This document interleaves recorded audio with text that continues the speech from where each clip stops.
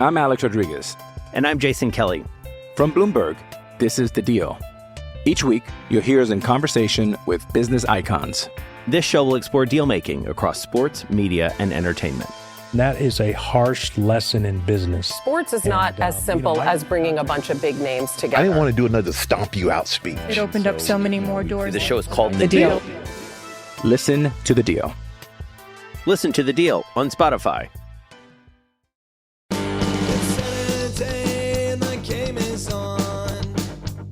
It's not necessarily that they like build you up and then take it all away. They do that in individual games. They show little increments. Yes. Little increments. They show you how good it could be, and then they don't entirely take it away. They just don't quite hit the full note that they could hit or that you've seen them show the potential. It's this very unique brand of frustrating.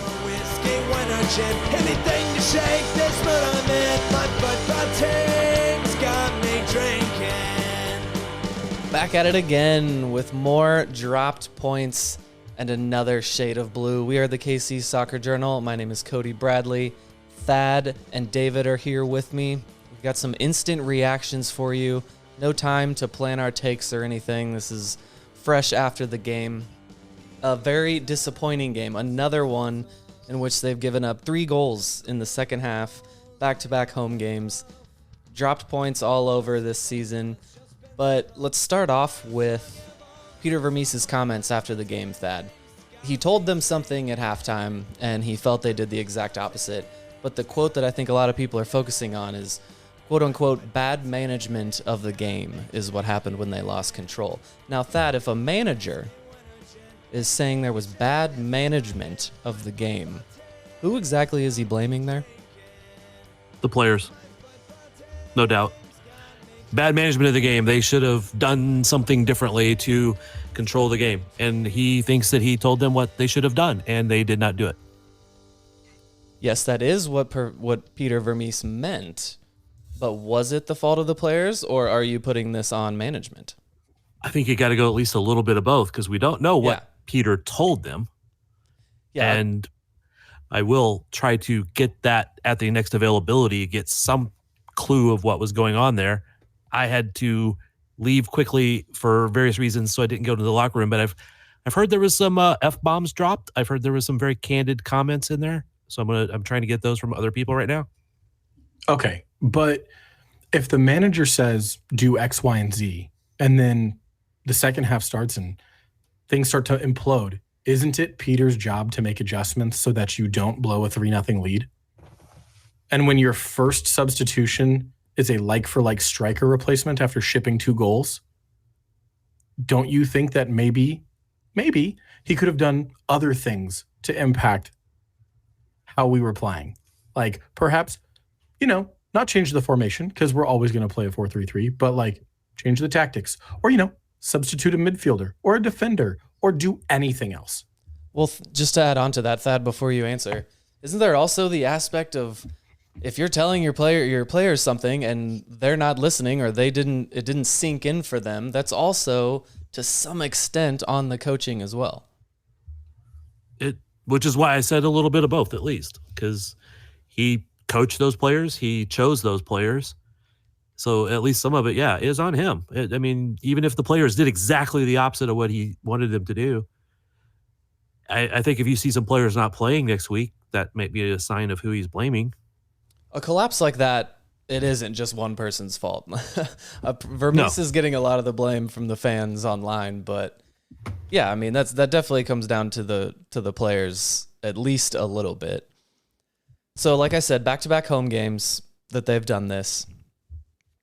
2 wins this season. Every other result of the season except for 1 game, they've scored first. And that was a 0-0 draw against LAFC. So every other non-win result, Thad, they've been in a position to get points, and they've dropped them. Correct. Is there a question there? I guess not. I just wanted that to sit there for a second. That's why I let it sit for just a second before even coming back, because that's... You got to process it a little bit. We've dropped 9 points from winning positions. 9. that has to be on pace for an MLS record, no? That's a lot of points and not that many games at the beginning of the season. I don't know. I think Sporting's had competed for that record before. I'm not totally sure, but that's I don't know. I mean, you have to think, okay, they score first. We can tighten something up and make it better because at least you're scoring, right? I mean, 3 goals the last 2 games, 2 goals the game before that. That's not bad. Well, I'm going to pump the brakes a little bit and actually even push back against the idea that this was a massive collapse. Because last week against Toronto, David, I know, just stick with me there on that face. It was okay. You better land this plane quick. It was a bad collapse, but just like after the Toronto game, I was pumping the brakes a little bit. Some fortunate goals. They gave up another one at the very end. So I was trying to not get too high after that. And if you look at these goals that they scored in the first half, the first one from Willie took one deflection just to get to him and another massive deflection to go in the back of the net. Danny Rosero dunked one in. That was beautiful. Another corner kick goal. He's been phenomenal, short for that one mistake he had in the yellow card. And the third goal was offside. I'm sorry. That was offside. Volater was off. They reviewed it for a second, apparently, and they were just focused on Danny Rosero, who had nothing to do with the play in any way. He was way off. Volater was a little bit off. So 2 of our 3 goals I thought were pretty lucky. Now, if you're in that position, you have to keep that lead. But when I say I'm pushing back against a colossal disaster of a collapse, I'm saying I don't even think we were dominating that much. It was 3-0. Yes, and they should, and you should it was, not. No. We don't qualify it. It's not. Were they lucky? Were they not lucky? Were they offside? He was not offside. You know why I know he wasn't offside? They didn't call it that way, and then VAR didn't overturn it, so he wasn't offside. Yes, that goal refs counted. and VAR always get it right, don't they? Well, Cody, I seem to recall somebody on this podcast scoring a goal with his head that some people insist was offside, but that Ginger who dunked the ball in with his head insists that he was onside, and the goal counted. So we've made a big point about how prolific you are. And after scoring with your head. And after reviewing the play, I was onside. Not enough to overturn. This one seems to me like this one too, but it doesn't matter whether they're lucky or not. I'm just saying it's a collapse. It was. Because even if we didn't have a 3-0 lead, that well. We were not doing that good before that. But shipping 3 goals, whether you are playing great or not, shipping 3 goals in the second half is objectively bad. Yes, I guess I'm just pushing back against the inevitable comment from Thad where it's like, hey, at least we're scoring, at least we're in all of these games. And that is true, and you can hang your hat on that. It's not as bad as last season. But I think these last 2 games we've gotten kind of fortunate. Fortunate, yes, but at the same time, you gotta make the luck, right? I mean, you gotta get there. You gotta be in the spots. I'm actually looking at that goal, the last goal for Sporting. I don't think Volater is off. It's pretty close though. It is tight. Rosero was definitely off, but I don't think Robbie was off. Yeah, with Rosero's body in the way, it is hard to tell. But I've freeze framed it. I zoomed in. I think the soccer photometry or whatever the hell that account is. I think soccer trigonometry. Yeah, whatever that is. I think he's gonna pop up, and I guess it won't matter at this point. But I wouldn't be surprised to see that he was, millimeters offside on that play. But either way, it's close. Yeah. I guess my main talking point about those are both of those were Willie goals, and I want to have a conversation about Willie Agata. There's something about Willie.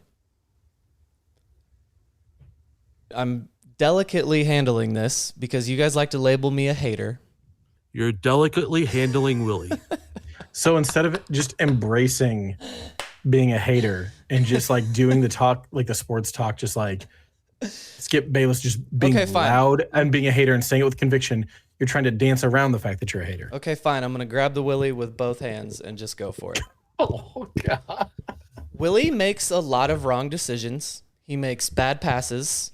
He misses chances. He misses PKs. There's also a lot of micro mistakes with him, even on a play where he might score.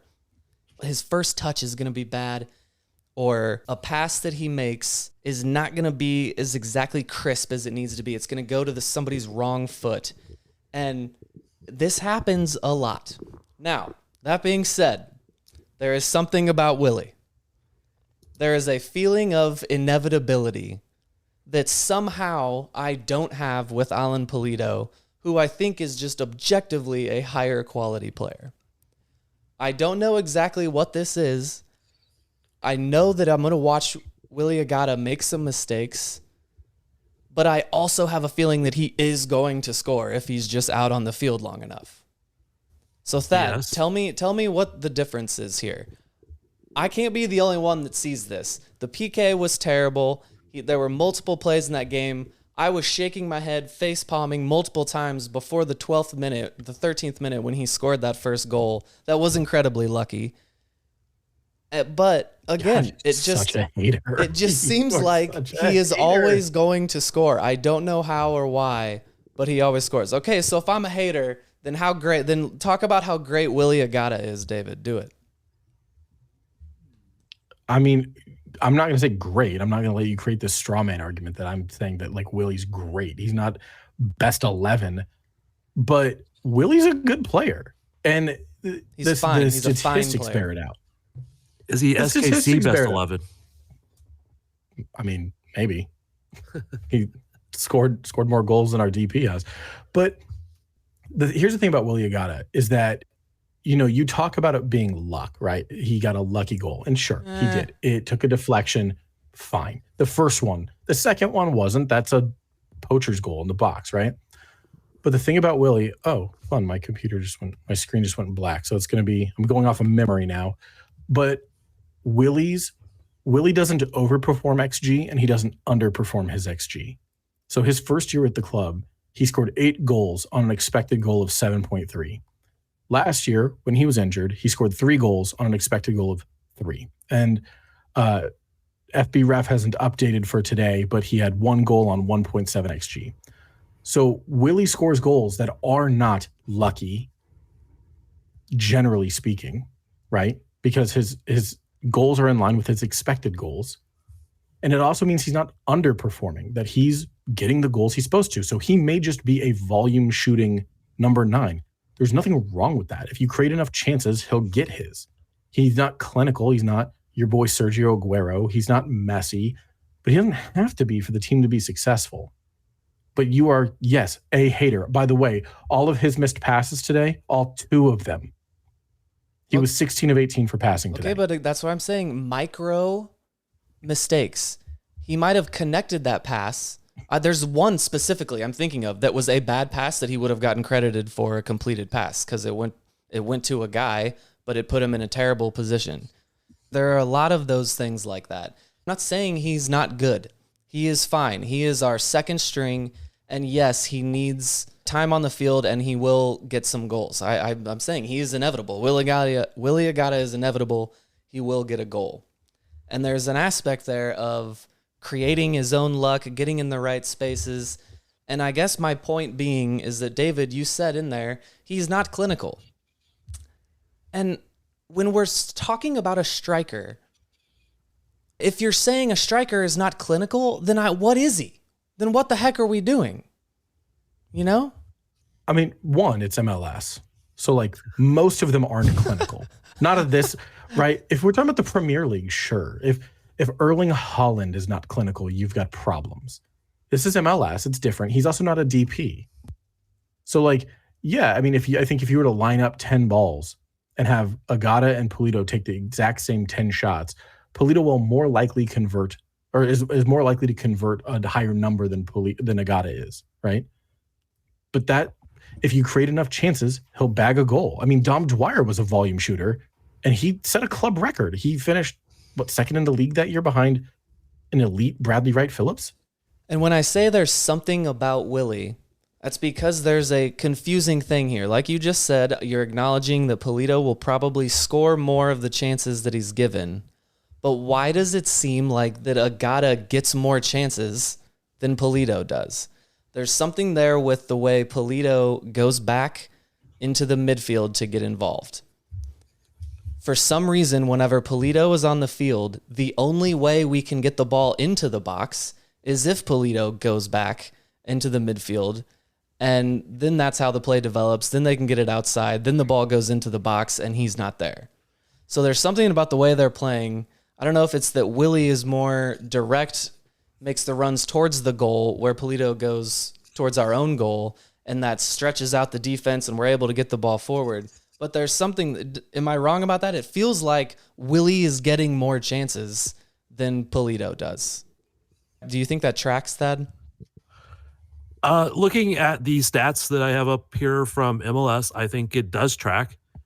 So 6 games, 283 minutes, 3 goals, XG of 3.76, shots of 17, shots on target of 8 for Willie.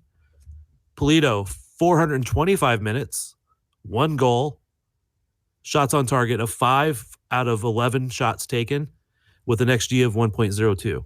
Well, and just the eye test on that, doesn't it feel like of those shots, Pulido has created more of that work for himself or taken a shot from outside the box? Why does it seem like Willie Agata gets the ball inside the box so much more than Pulido does? Because of how he plays.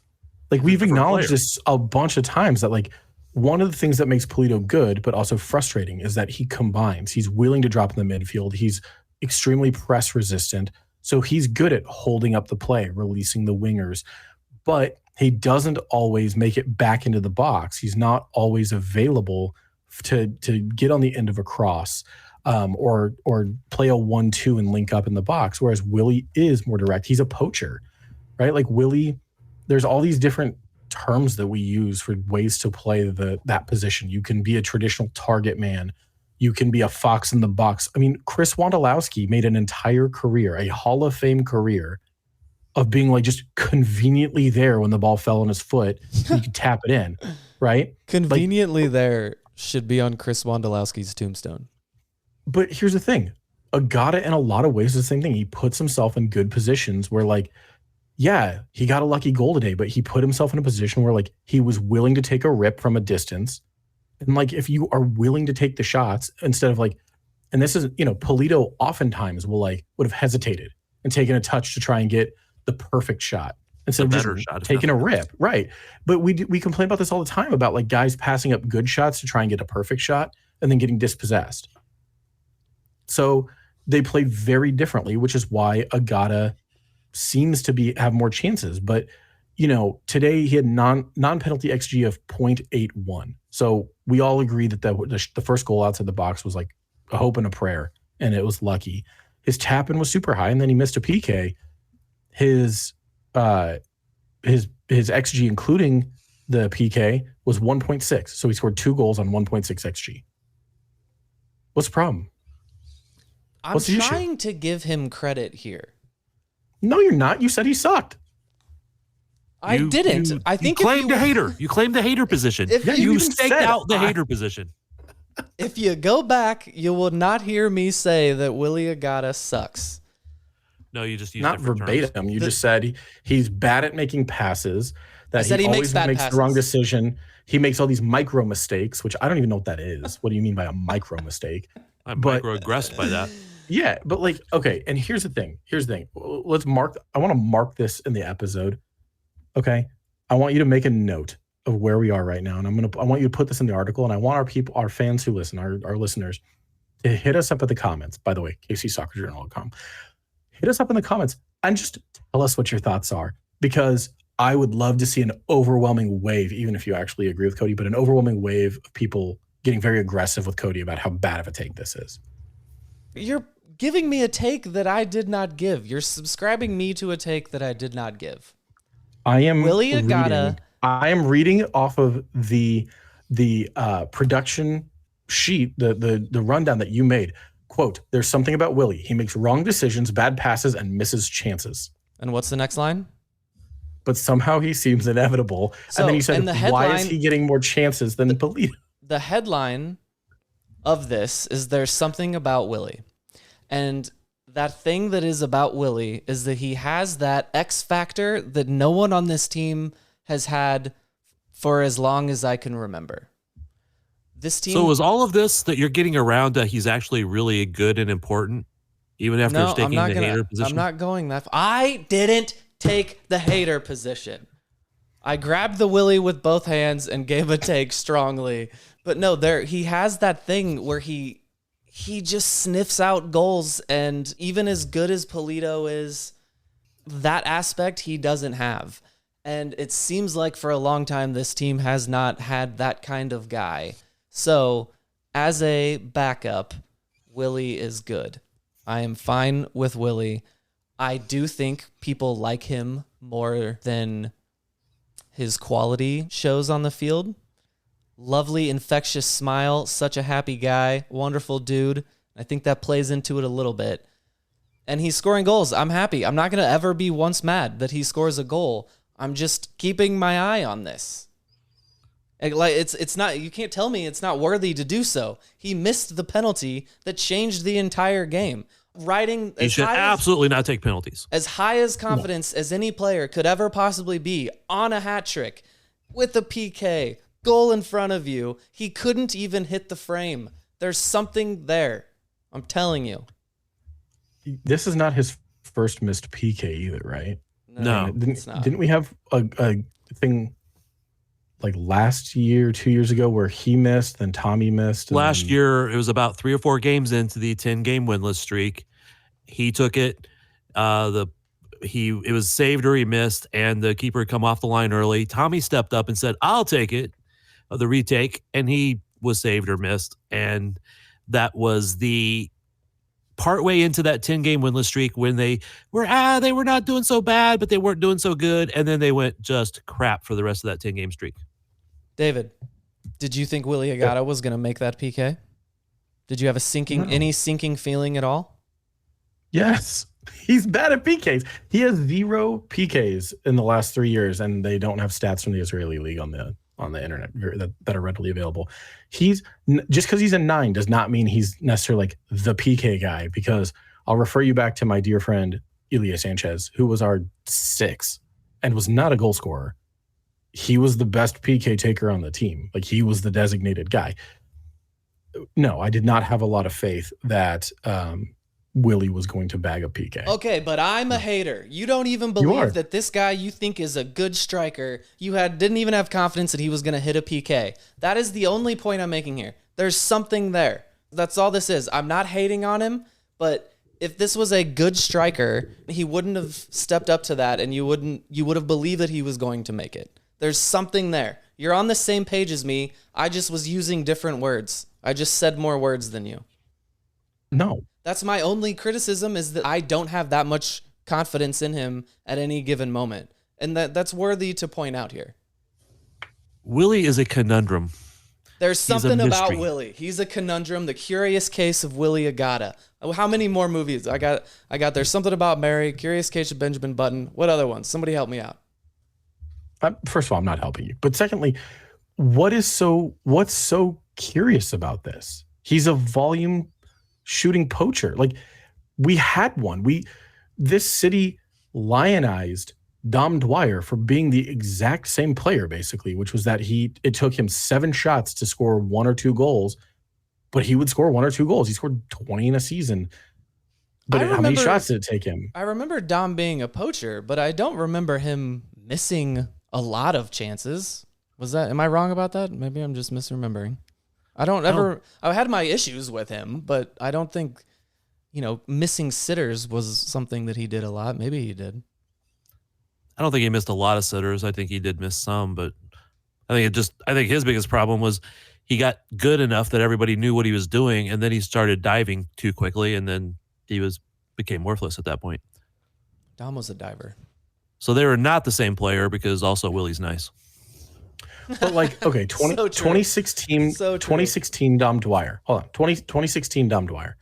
And I'm using the stats that are available to me because, again, pre-2016, it's rough out there. But he scored 16 goals, okay? He took 118 shots, 44 were on target. Took a lot of bad shots. That's just volume. Right. But he scored 16 goals. If Willie got to finish the season with 16 goals, you wouldn't be happy? Well, I mean, if he scores 16 goals, then he's our second string striker is playing more than we would like. Now, I would be very happy if he came in and scored that, but that would mean... Or we decide to move Polito to the midfield where he probably belongs. Dom was our second string striker for a while until he passed up Bieler. True that. But also the first season, after 3 weeks of Dom being there, he was getting starting time over him. So it was just kind of a hot hand thing, but they worked. The other aspect of the Willie Agata and Alan Polito that I want to talk about. Last week on the show, Robert was saying that perhaps this match, that Willie Agata might be a better choice to start whether Polito is healthy or not. And Thad Polito was nursing that injury, but was taken entirely off the injury report ahead of this game. Is there any chance that Vermees was listening to Robert and this was just a tactical choice to choose Agata over Polito, or is this easing Polito back in? I am pretty sure it was just easing Polito back in. The last training that I was at, which was just a few minutes towards the end of the training on the last press conference day, Polito was playing. He was playing on the second team along with Fonte. So I think it's just easing them back in. I don't know the exact injuries that they had, but again, they're probably just limiting their minutes. Yeah, that's the easy way to go here. But hasn't every other time, because this happens a lot with Polito, he's always nursing an injury, he's always coming back from an injury. Every other time they've done this, he's just on the injury report. So I thought maybe that this was significant that they actually took him off the injury report, a couple days ahead of this game, or the day ahead of this game. Yeah, I didn't really look at the last official injury report. I know Vermees had said he would be available. Right. 2 goals in the last 15 games for Alan Polito. So it wouldn't be an absurd thing to make him think about it, make him question if he has that starting job every time he's fit and wants it.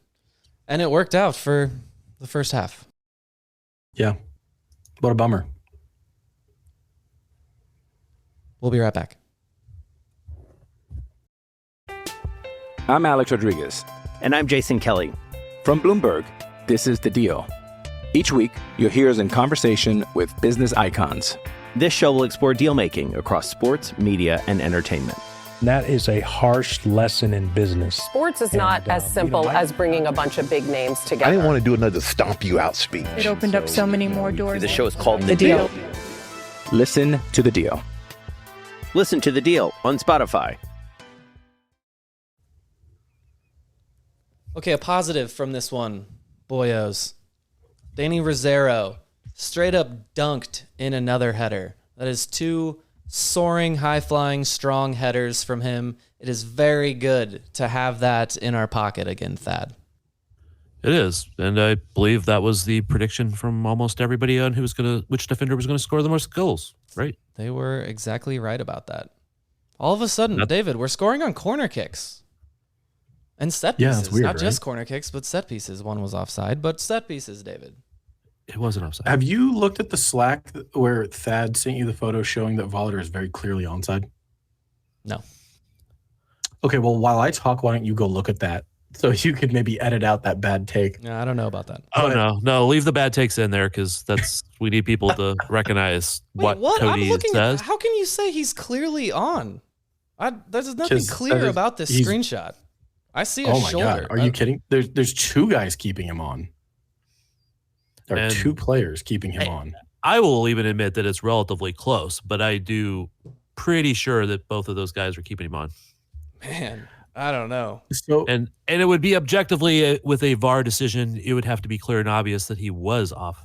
Right. This is exactly. Thank you for bringing that up. I think if this was called offside, you can't overturn that. This picture is not clear and obvious either way. So get out of here trying to tell me I'm stupid, David. It might be clear enough to call it back, but not the other way for sure. Never said you were stupid. So never ever. The one blemish in that first half was Danny Rosero. The ball just kind of went under his foot, and he instantly had to make he gave the guy the old reach around and got the professional foul, got the yellow card. And the problem with that is it felt significant. It was like, okay, yeah, good foul. But just the way this team has been playing, it felt like that was going to come back into play. I was bracing myself for another yellow card from him 60 minutes later in the second half, and then we were going to be short a man. At least this is not the first time Rosario has been really sloppy on the ball. And I think it was last year where he was really slow and careless on the ball, and I thought he got fouled. He got cleaned out, but it led directly to a goal.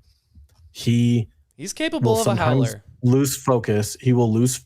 He will not pay attention. And today he wasn't looking at the ball, and so it just went under his foot. But not great. And I'm happy it was not a dog. But that was my fear when I watched it live. Was like, well, that was the last defender, and he just yanked down this guy. Yeah. And now he's gonna get sent off with a straight red.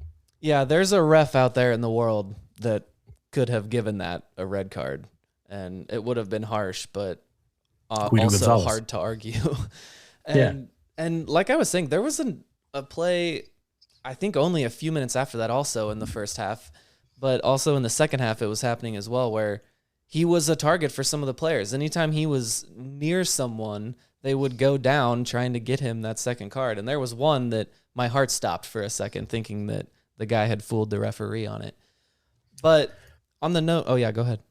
Well, I also partially blame Rosario for the second goal because Felipe Mora just lost him in the box. I don't know what Rosario was doing. He just was standing in space, but wasn't marking anybody.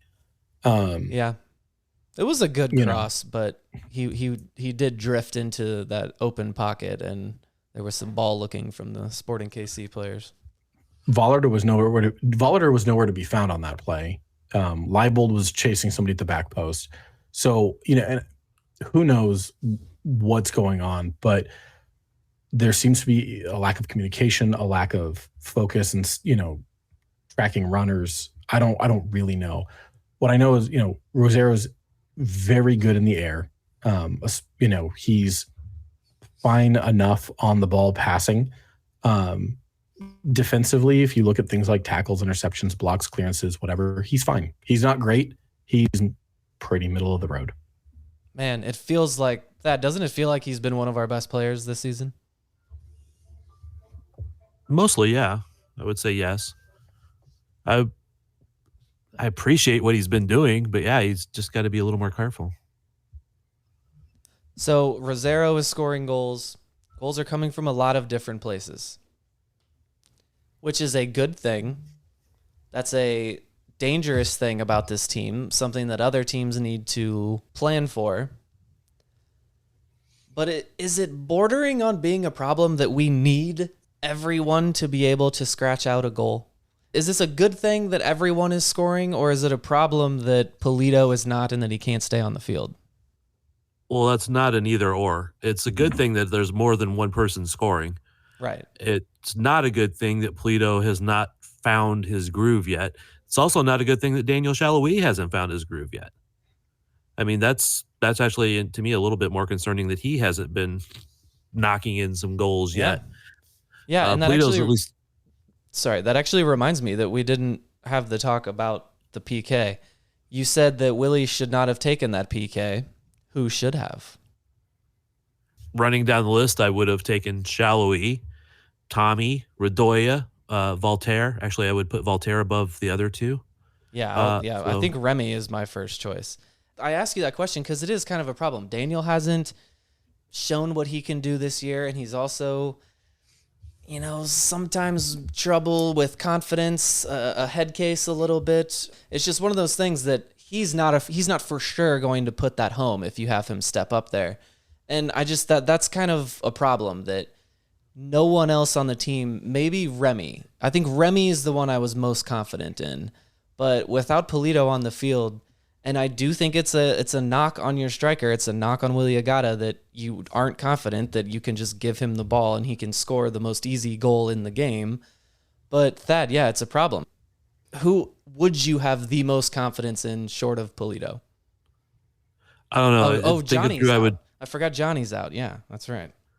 I would probably have went with Remy or Shallowy, even Memo. Memo I mean, deserves I don't a know. shout. I haven't really seen him in PKs too much in practice. I mean, because like every once in a while we can see him run through PKs, right? And the other day they were just having like kind of PK fun at the end of practice, and it was fun to watch. It doesn't really inform you of who's going to be able to do it in a game, though. David, what do you think of the goals coming from so many places for this team? It's a good thing. That's a really good thing. You can mark a guy out of a game if he's the only guy who can score. I mean, because even like let's talk as elite as Lionel Messi is, right? If he's the only guy on the pitch for your team who can score, you can mark him out of a game and make everybody else try to beat you, and you'll probably hold them to nothing. It's good to be able to generate goals from more than one person. And when guys are streaky, forwards are often streaky, right? Like, oh yeah, strikers get very streaky, shallow, and especially for our team, right? Shallowy, Polito, Agata are all very streaky players. So if Daniel's cold, which he is right now, although he came real close today, he blasted one that was not that far off a pass that was not as sharp as it should have been from Agata. Okay, well, Agata got a brace. You need to stop hating, but it's good to think that like at any point in time, Remy might bag one, Memo might bag one, that Rosero could get on the end of a header. That Leibold, I don't think has done much offensively, but every time he gets in the box, I feel like he's at least capable. Even though he's never shown it, but you get the sense more than like. He's blown a couple chances. He had one in the last one and then a pretty good chance in this one as well. But I don't necessarily feel like he's incapable of scoring a goal if given a good opportunity. Right. I mean, look, I would take Seth Sinovic back in a heartbeat without even thinking twice. But I feel more confident when the ball falls to Tim Leibold's foot that he could put it away more than I ever did when like Seth had it, unless it was the playoffs. But no, I think it's good to be able to score from all the positions.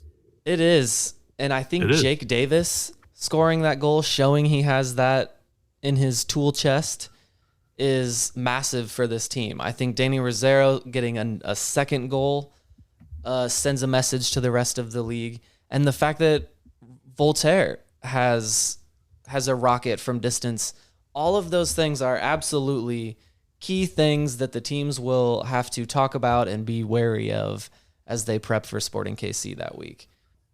And a second striker that has 3 goals. That's not bad. That is not bad. And I didn't say it was bad. It's borderline good. There's something about Willie. Really? Willie? We'll be right back. Okay. Is there any other thoughts from that game? Thad, you like to come in at the very end with a thought about the game before we move on? Anything we missed?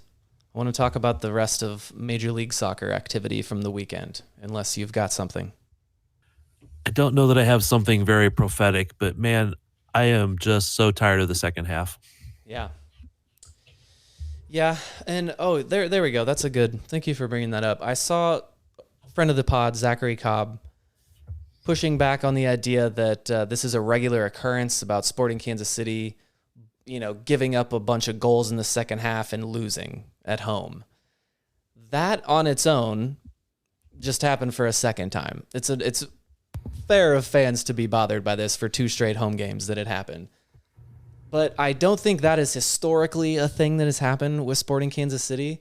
But if you combine this with that old problem of never getting the goal, whether it's they were already ahead or not, if you combine it with that idea that Sporting Kansas City would dominate games, put themselves in a chance to win, but just not quite do it, then I think that's why this is so frustrating for so many people, David. Sure. But those problems have now fallen to the shitheads to the east. St. Louis, who continues to pull out draws, not from winning positions.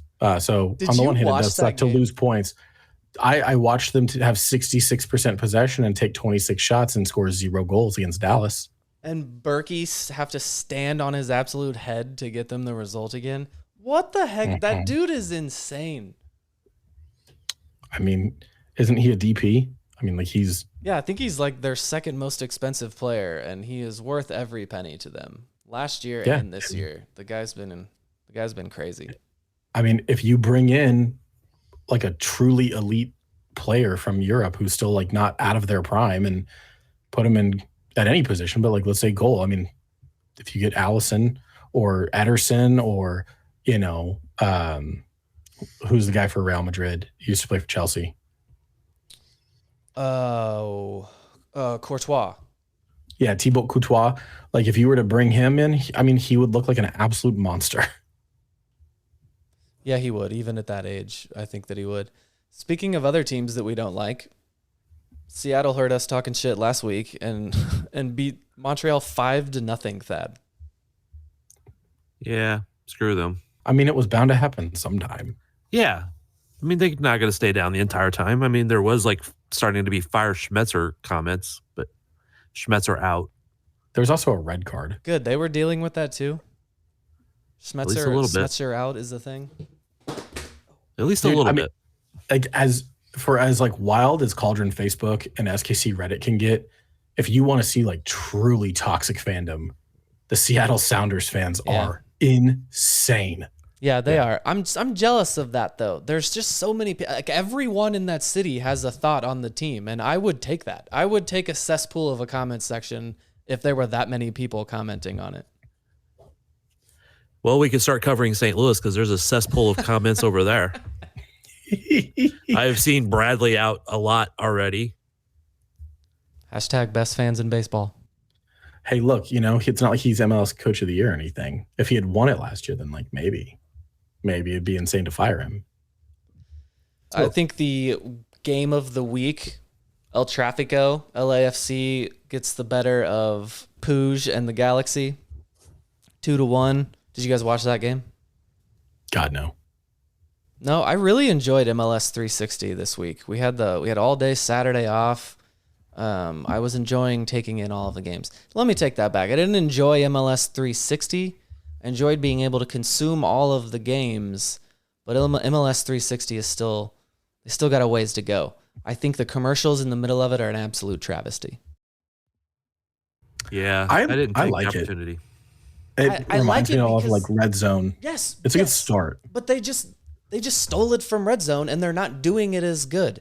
CBS has this for the Champions League, and it is infinitely better.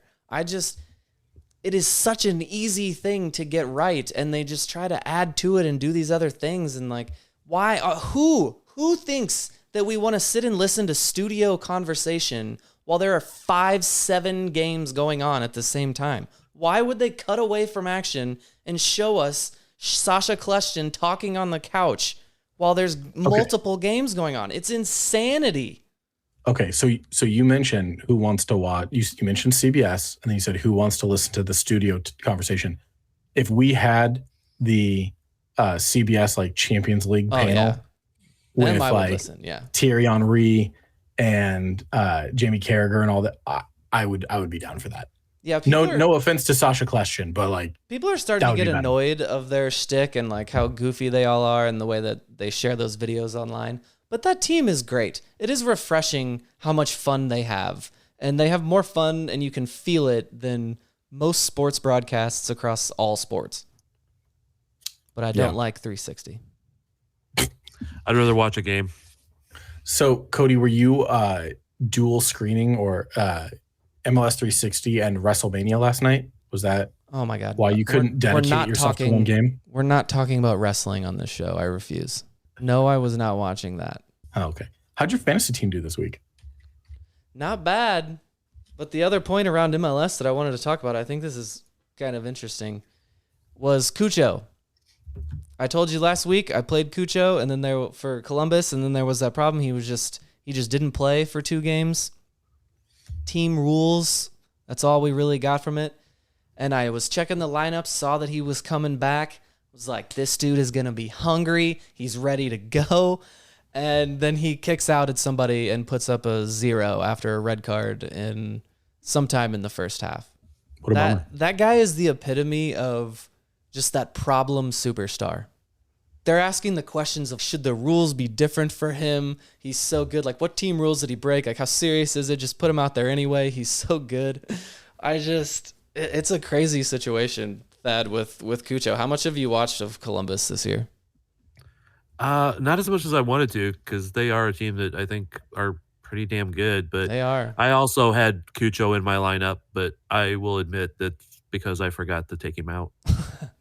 Well, yeah, he has been playing that good, but I should not have had confidence in him. But other than that, I think my team, you can see the average score of the week, and the last 3 weeks I have scored higher than that average score. But I think I was in the same. I think I'm in the same position. I read for the first time on Friday that a guy releases like a fantasy news article where he gives you like suggestions on who you should put in. And he was talking about what they call a keeper-roo. So apparently there's a rule where if you have a keeper that doesn't play, it will automatically put in the bench keeper for you. Really? And so this guy it was like a 3-paragraph thing. I had to read it twice to even understand what he was talking about. But he was like, because as a keeper, you're trying to pick someone who will get a clean sheet. And so because of the way these were going, he was saying that you should put in an Orlando City keeper in your starting lineup because they were on a bye. And then you should put one keeper that you think could get a shutout. You should put that keeper on your bench. So, like, for instance, the New England keeper was who he thought they were going to get a shutout, and they actually did. So you're saying put that guy on your bench. Then if New England in that first round of games gets a shutout, then he would just automatically slide into your lineup. But if they don't get a shutout, then you can take out the Orlando City keeper from your starting lineup and put in another guy from one of the later games who might get a shutout. So basically I learned that there's another level of MLS fantasy that I am not even remotely close to. That's the way it is with all fantasy sports, though, is there's like little nuances that you can manipulate the system. Yeah. And honestly, I did that when I played fantasy football. I did that when I played fantasy baseball. I manipulated all the rules. I wanted to win. But after a while, man, it made me not care about the games and just about my fantasy. And that's why I just have not been in fantasy sports that much over the last few years. I have this fantasy MLS team that I keep forgetting to set until it's too late. And I was very prophetic with how I named that team. I'll do this for a few weeks. But that's why I have a problem with fantasy sports is it makes me care about, I want some guy that's on a team that I don't like to score because it's advantageous to my fantasy team. That is how that goes. But in the NFL, I just wouldn't care about it otherwise. Like I just wouldn't consume anyone else's games other than the Chiefs. And for this, I'm not used to this where it'll automatically slide someone in there for you. So that was different. But the way this has been working out for me this year is I'm learning. It's making me learn more of the players and watch more of the other games. So I think there's probably like a critical point of growth in this where like I'll do it for a long time, learn the players of the league and learn everyone and who's good and who's bad. But then eventually I'm gonna start rooting against Sporting if I'm not careful. And that's where I really don't want to ever be because I don't want to be rooting for some team that I just hate because that was the better fantasy play for me. And I've made a point of not putting other teams' players that Sporting is facing. I don't put them in my lineup. I also haven't really put any Sporting players in my lineup. There's that's kind of part of. I think at some point we should have a discussion about Vermees's system because there's no one on the team individually that has been that great, and it is kind of a team effort that as they all come together, it works and they're towards the top of the table. So there's some credit there, but when it comes to fantasy, there's really not much for Sporting Kansas City that are useful. Can we get the guy who wrote the fantasy newsletter that you were talking about? Let's get him on the pod. And that's a really good idea. Break down Sporting as a group. That's a really good idea, Thad. I'm going to do that. I'm going to look into that.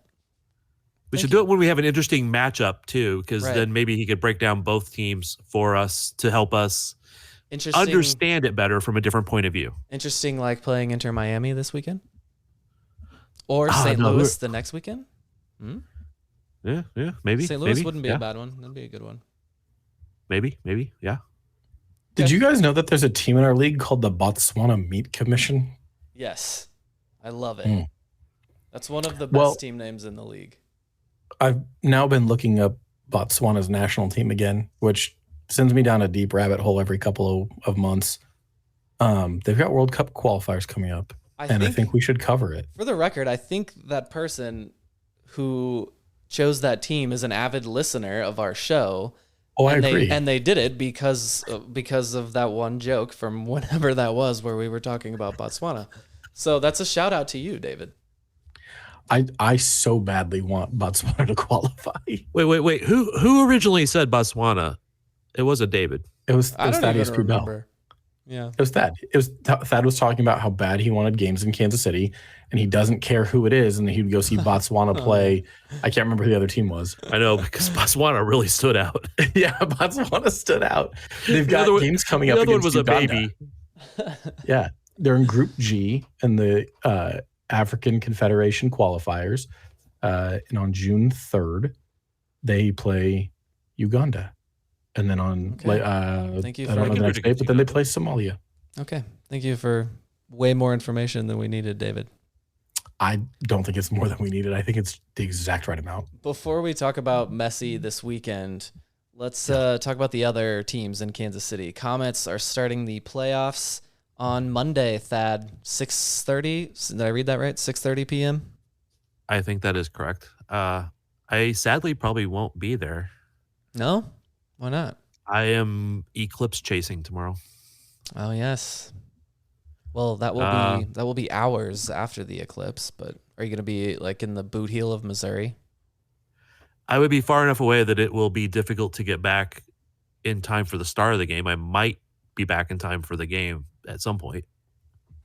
So if I can make it there, I will. I'm gonna take a camera. I'm gonna take my recorder. So if I can be there, I will. Where are the games streamed again? Twitch. There's MASL channels on Twitch. That's right. So they're free to watch. Yeah, you don't need an account or anything for that. You can just search like MASL Twitch and you'll see all that pop up.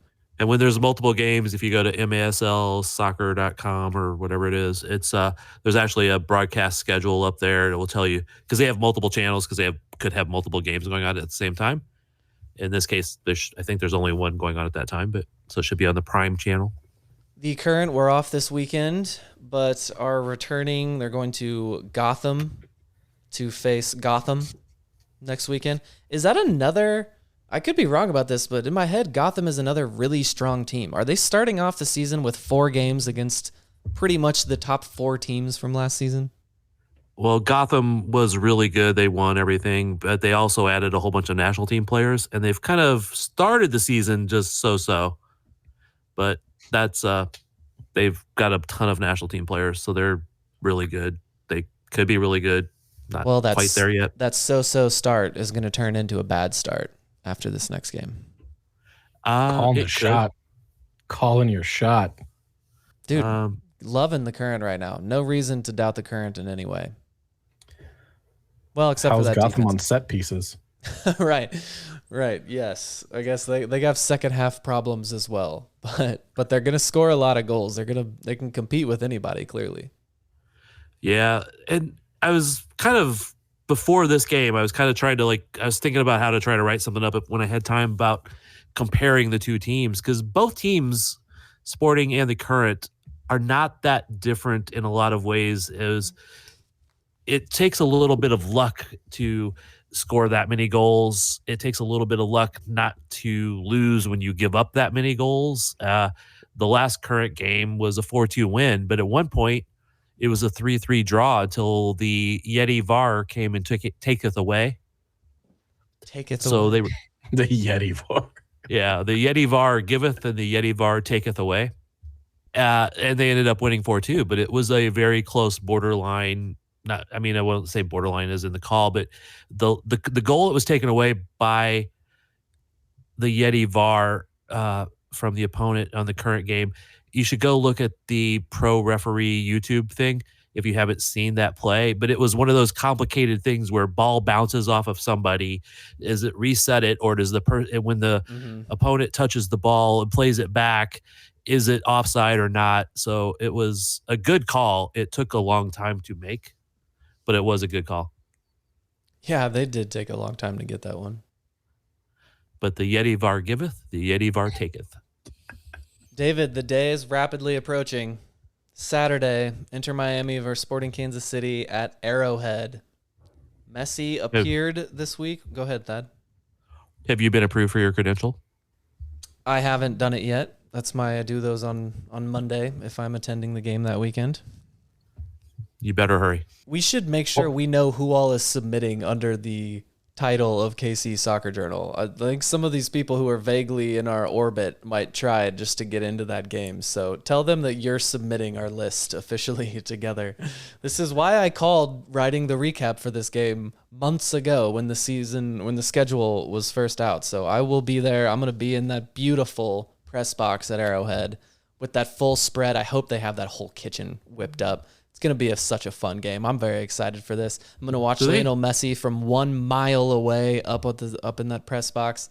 It's going to be great. Do they have a full press? I mean, do they have a really nice press box? Oh my God. This place, have you never been in there, Thad? Oh my God. It is insane. The whole length of the field and the very top of the stadium, if you're looking at that side, it's glass all the way probably from 25-yard line to 25-yard line. And it is pretty much just 2 straight rows of individual spots for media. It is massive. So it's bigger than what Sporting has for the suite section. Like that whole area, it is a big area like that. It's on there's a big like buffet bar like that. It is massive. They have good food. Very excited. So their press box is nicer than their locker rooms? Yes, and every other ounce of their facilities, yeah. That's a little sad, man, quite honestly. But I have heard, I don't want to say who, but the press box food in Sporting will be better soon. Ooh, give you a little tease. Did they hear us complaining about it? Because I kind of feel bad if they did. Somebody said they heard the Currents food was good and they wanted to make Sporting's better. The week after we complained about the food, they had Asian food. They had this delicious Asian chicken and rice, and it was so good. And I was like, man, did we shame them into this? It was food I had never seen before. So I would like for the different today. I would like for the stadium food to be better, but Patrick, Robo, you guys are doing great. We appreciate you. Just there we go. Good job. If you need full credentials for criticism, Cody's can go, but keep mine, please. I'll be your yes man. The food up there today was actually like, breakfast food, some scrambled eggs, potatoes, some sausage. I missed breakfast food. It was brunch food today. Oh, yeah. Man, I regret that. I miss the breakfast food. And again, I don't go to games to get like the food, but if I don't turn down free food, if anybody's ever seen me, you probably know that. But I don't turn down the free food. So I don't want to complain about free food. That's not the point. And yes, the Sporting KC PR team are wonderful people. Love you. So what's that? I said, love you. Yep. Robo, Patrick, Kurt, Sam, Jared. I got to bring in Jared too, since the Sporting KC2 game is on as we speak, and I'm kind of half watching that as we talk. This almost feels like a Shades of Blue After Dark kind of episode, since we're just... It is dark outside. Yeah. So anyway, hopefully they have better food soon. I heard it would be better after the Arrowhead game, but I feel it's already better. How cool was that last week that we found out the stadium news like on the air? Go back and listen to that. It was kind of interesting. I like the result. Just for the record, I hope the teams come back to the table as they should, because they did this objectively poorly. I got the letter from Clark Hunt the day after asking me to vote the day before. I love those teams. I want them to stay. I'm not even against the downtown stadium. Just show me you are not entirely incapable, and then I'll probably fund you a stadium if you want it. Chiefs can To probably me, get it's whatever they want. It was almost disrespectful how poorly they did it. Like, oh, we don't have to do a good job of putting the shit together because you'll just vote for it because we've called you the best fans in insert sports name here for so long. And everything has to go downtown. The Royals have to go downtown. But, oh, well, don't worry. We have backup plans everywhere around the city. Legends, North KC, Clay County, Cass County, whatever. I don't know. The same firm that brought you the Ron DeSantis presidential campaign brought you this effort from the teams to get this vote passed. Is that true? I believe that is unfortunately true. I will look that up after this to double check, but I did see that at one point. Anyway, Lionel Messi. David. Messi played for 20 minutes, scored a goal. Doesn't take him long in a 2-2 draw with Colorado this weekend. A lot of the big names were sitting in this one. Messi has not been, we were worried going into this, schedule congestion for him. He has been injured, so he has not been playing too many games. They will have this Champions League game against Monterrey on Wednesday before the game on Saturday. But the way this is shaped up, I'm thinking we're going to get to see Messi play. What do you think? I think that he will probably come in for the last 20 to 30 minutes, score 2 or 3 goals to level up the game. Oh, no, don't say that. At least it won't be a home game. It is a home game. It's a neutral site game. Hopefully it'll just be, I want to see him score. Oh, see, I didn't want to actually say that. No. Why? I didn't want to actually say that on the air, but I did. It came out of my mouth. I'm sorry to everyone. The highlight for me would be How Jake about Davis take him out. How about a consolation goal? He scores in the 90th when it's 4-0. No. You don't want Tim Elliott to have a clean sheet because you're so much of a fanboy. No. I Root want for your him to have a hometown clean team. sheet. Root for your team. I am rooting for them. And it would be cool to see. Not as much as you're rooting for Messi. It would be cool to see Tim Melia stand on his head and prevent Messi from scoring 3 goals. That would also be fun to say. But I would like to tell people that I got to see Lionel Messi score a goal. Not in this game necessarily, but I just that I would like to be able to say that sentence when I'm 80. I've seen him on TV. It's pretty cool. I rooted for him when he was with Barcelona. I rooted for him when he was with Argentina. I have no problem rooting for some guy that I like because they're an amazing player. I have a problem rooting for a guy who's on another team in this friggin' league. So, David, can this team... Hold on. I have a question. Because one, even if he scores, you're not going to see it because you're going to be 7 miles away in the press box. But yeah. Assuming you get it. 2, Thad, though, did you abandon Messi during those PSG years? Because you mentioned Argentina, you mentioned Barcelona. Did you abandon the second GOAT while he was in Paris? I won't say I abandoned him as much as I had a hard time watching him. Pourquoi? Just the French league wasn't immediately in my purview of streaming services. So I routinely watched Barcelona. It was always on TV. It was magisterial. It was amazing. It was incredible and all of that good stuff. And Argentina was usually on somewhere when it was an important match when he was playing. So that's where it sits. For those who missed recently, David had to sit and he's still trying to call Messi the second GOAT. But for those who missed it, he did have to sit and listen to one of his heroes, Benny Feilhaber, notably Brazilian, explain to him in excruciating detail and beyond any reasonable doubt that Lionel Messi is the greatest of all time. And I encourage you to go listen to that. You can watch it on YouTube as well. Watch him get schooled by Benny Feilhaber. It's beautiful. But David, back to this game. While Benny is decidedly more Brazilian than I am, given that he was born there to Brazilian parents, he did play for the U.S. national team, which makes him a little less Brazilian than like other Brazilians. I don't know that we needed to clarify that. Yeah, I don't either. I'm sorry, Benny. I didn't mean that. I'm just grasping at straws. What do you want to talk about? I really am. What do you want to talk about the game? I'm still not sure he plays because if he's healthy enough to play, a full 90, they're going to need him against Monterey. They're going in down 2-1 midweek. And if he goes a full 90 against Monterey, I don't think he plays against Sporting. I think he comes off the bench. I think he does go the full 90, and then he comes off the bench. But you want to make a friendly wager about it? Regardless of that, say he doesn't play. Can Sporting Kansas City stop the other guys? If Suarez and Busquets and Alba and everybody else plays, can Sporting Kansas City get a win? It depends on, what does the game against Monterey look like? Right. Because if it's the game that I think it'll be, which is a really hard fought 90-minute game, are those guys going to play? Hope not. Suarez. I hope it's all the $60,000 guys. Yeah. For real though. I think there's a real possibility. As long as the Monterey game is close, those guys are all going to play the full 90 or the better part of it. Yeah, if it's a blowout, beyond it. Do these go into extras? Extras, extra. I have not been paying attention. Baseball season, baby. No, I actually don't think that they.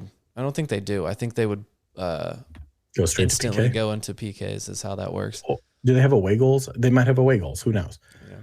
But there's a real chance that none of them play. There is, but I'm just worried about, as we've seen with this team, they only need 20 minutes of game to beat MLS teams over 90 minutes. So if in the 65th minute they bring on Messi and Suarez, then whatever has happened before that could very well go out the window. Sporting only needs 10 minutes to give it away. It's not like Miami's was that too soon?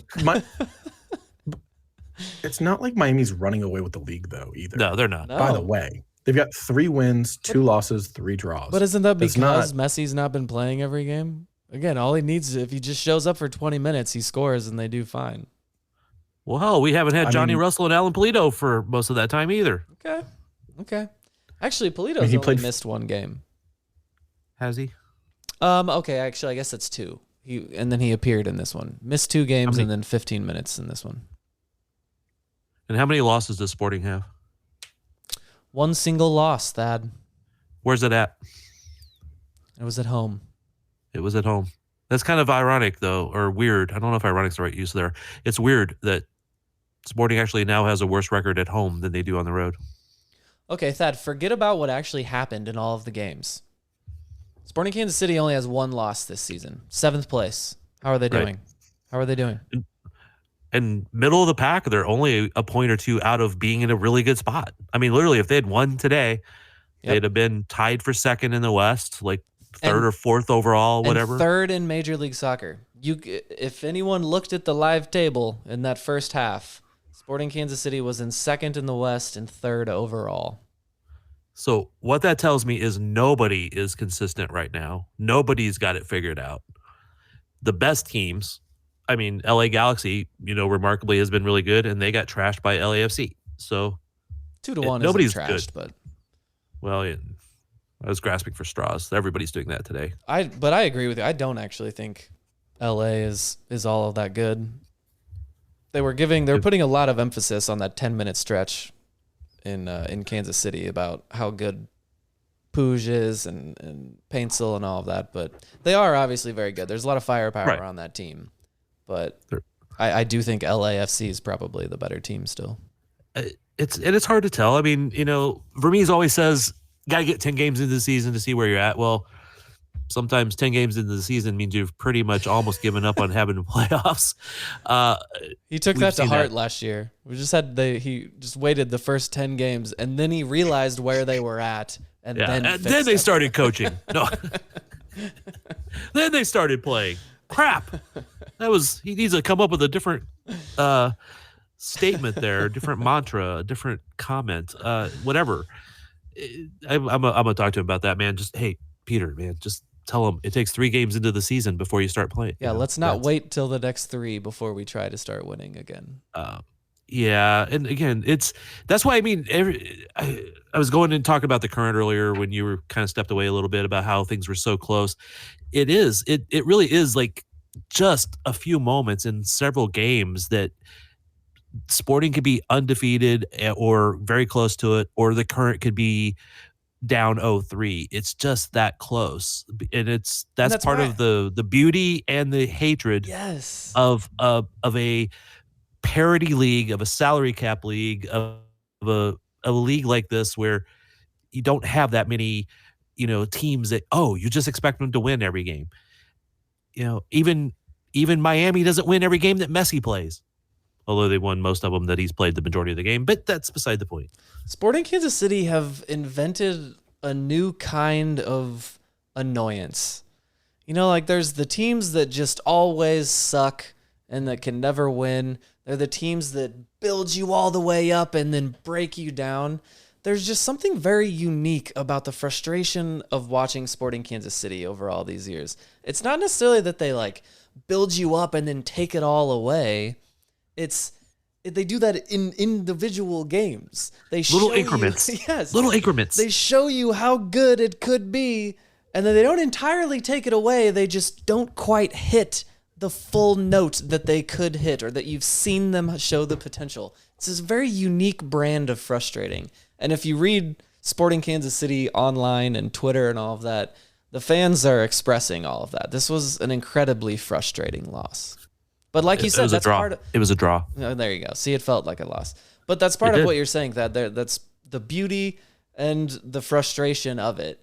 I think a lot of fans can really take this of like, I saw tweets like, it sucks being a Sporting Kansas City fan, and it's hard to watch these games and all that. I get that. It does, that grinds you down, but as you noted, we're going to do that show. They are in these matches. They are showing that they can play with all of these teams, and there's something to hold on to there for the rest of the season, that they're not just absolutely terrible and that we're going to be able to watch some decent soccer this season. It might be followed up by horribleness, but it's not a total loss. They're going to win some games and they're going to score some goals this year. But every team goes through some aspect of this at some point in their life. Last year, right, St. Louis was incredibly fortunate in how they started the season. Got very lucky in some stuff. They played well. I'm not taking away that, but they got super lucky, and then they kind of averaged out a little bit for a while, and then they got their heart ripped out by us. Right? Yeah. Fucking A. I love that. But that's part of sports, man. And sometimes we, like Sporting KC fans, got to love the playoffs last year for at least a couple games, and then got their heart ripped out by a ref not calling penalties and things like that. It's just sports. And I know, like last year, I don't remember exactly when it was, but there was a point where we talked about how we're going to just approach the rest of the season on a pod. And I was like, there's going to be games. There's going to be beautiful goals. There's going to be heartbreak. There's going to be great saves. I'm still going to go try to enjoy games. And I'm still going to try to enjoy these games, even though it's a little frustrating because we know Sporting could be just a touch better. And just a touch better would have them at the top of the table. You're right. They're still not even far off from the top of the table. And in a month from now, we could be looking back and calling this stretch here at the beginning of the game the time that they struggled. Like they're not playing that great. Like we're seeing some massive mistakes that they're making, and they're not at the bottom of the table. If they fix some of these mistakes, they clean this up, learn how to do this at the end of games and close out results, then damn, at the end of the season, then we could be sitting very pretty. Yeah, we could be saying, this was our chance that we missed the supporter shield because of 3 points. Hey, I hope that is the case. I hope we do come back and look at it like that instead of this being like when we were playing good. I hope we look back and we can see this as the time where they were struggling at the beginning of the season to get results, and that hurts that we didn't win the supporter shield. But hey, if we're in that position at the end of the season, I'm gonna be happy. As I stand right now, if in 6 months I'm upset that we didn't just get the supporter shield, hell yes. I like that. Then this is going to be the rest of the season is going to be really fun. I'm here for it. Hey, except you'll still be upset because you'll be upset. I mean, that's just how that's how everything works, man. Every sport, there's only one team at the end that's happy, right? Everybody else is like, oh man, we should have done something different. We should have got a different player. We should have done this. If we'd only won that one game, if only VAR had agreed with us, whatever it was, that's always that way. So I'm in this for fun games and enjoying games. I really, Sporting loses on the road. It sucks, right? Sporting loses at home pisses me off because that's not where you're supposed to lose. But in the end, it could be these 3 or 4 points matter to a supporter shield or making the playoffs. And we don't know what that story is yet. Sporting! Don't seem so tough. And 3 own goals ain't all that rough. Our skipper has just been sent off. Supporters strong have all gone soft. My football team's got me drinking. My football team's got me drinking. My football team's got me drinking. Give me beer or whiskey, wine or gin, anything to shake this mood I'm in. My football team's got me drinking. My football team's got me drinking. My football team's got me drinking.